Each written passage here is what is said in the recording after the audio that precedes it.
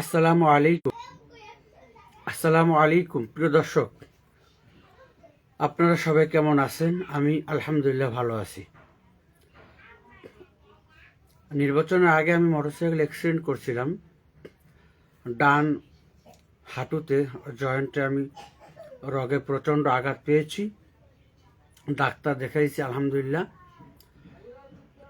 এই ব্যথা নিয়ে নির্বাচনে দৌড়াদৌড়ি করছি। একমাত্র আল্লাহ পাকের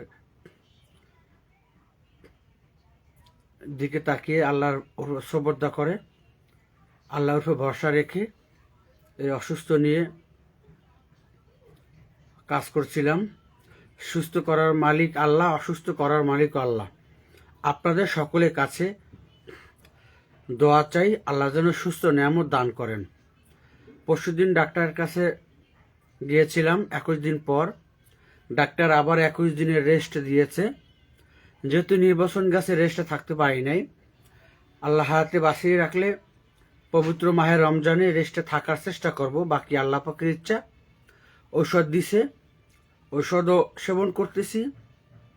ডাক্তার ব্যায়াম করতে দিছে, ব্যায়ামও করতেছি। ডাক্তারের নিয়ম অনুযায়ী পালন করার চেষ্টা করতেছি, বাকি আল্লাহ পাকের ইচ্ছা। এখন শুধু আপনাদের দোয়া।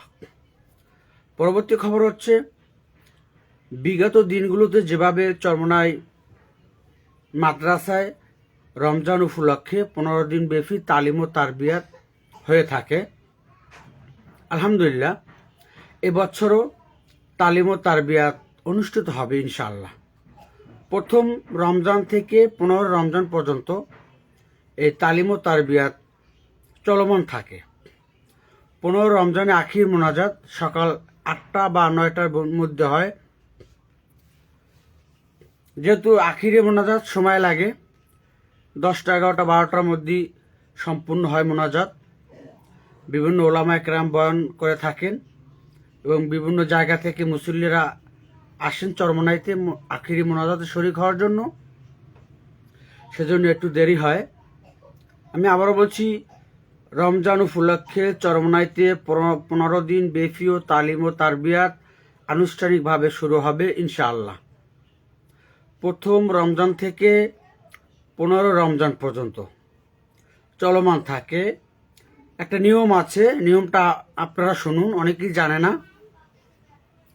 যেমন প্রথম রমজানে বয়ান ও নসিহত পেশ করেন আমিরুল মুজাহিদিন হযরত পীর সাহেবুল চরমোনাই।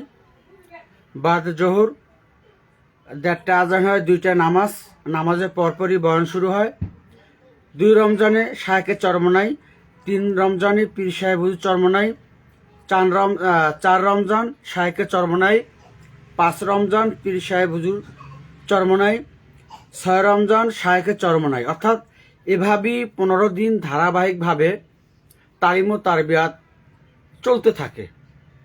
আমাদের 2 শায়েখ নসিহত পেশ করেন এবং আখিরি মোনাজাতের দিন বিভিন্ন জায়গা থেকে ওলামা একরাম আসেন, তারা নসিহত পেশ করে থাকেন। প্রিয় দর্শক, সবাই ভালো থাকবেন, সুস্থ থাকবেন। আপনাদের সকলের কাছে আমি দোয়া চাই, গুনাহগার বান্দা। এই গুনাহগার বান্দার জন্য আপনারা দোয়া করবেন, আল্লাহ যেন আমাকে পরিপূর্ণ সুস্থ নিয়ামত দান করেন। আপনাদের কাছে অনুরোধ, আমিও আপনার জন্য দোয়া করি, আপনারাও আমার জন্য দোয়া করবেন। আসসালামু আলাইকুম।